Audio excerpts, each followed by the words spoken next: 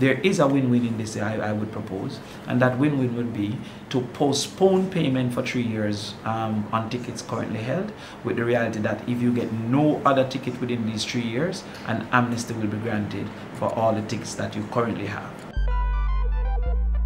Taxi operators, probably island-wide, have staged a demonstration. Of course, they are calling for amnesty tickets.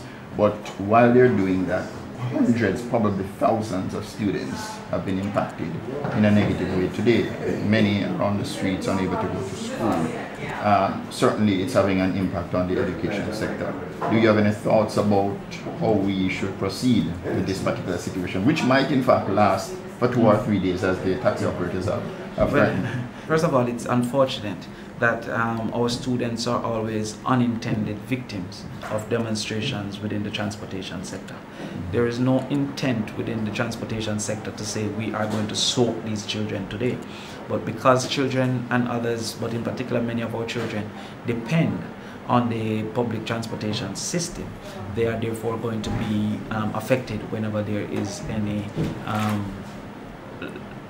action and unrest within that organization.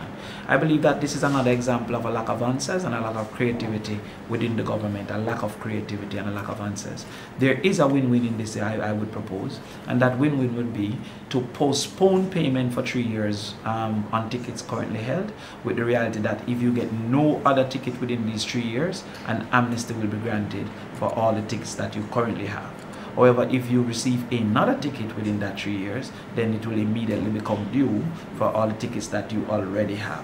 So I think that if we did that, it will serve as a motivation to taxi persons to be better on the road, and similarly will cause for them to believe that there is some fairness in government policy because there's an amnesty for guns.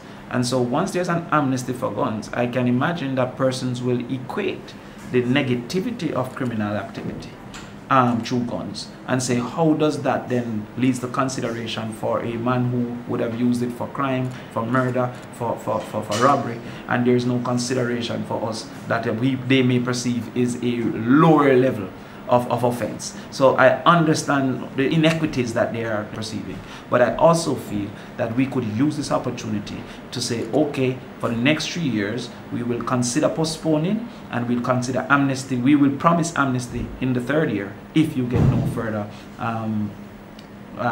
traffic offense and traffic ticket.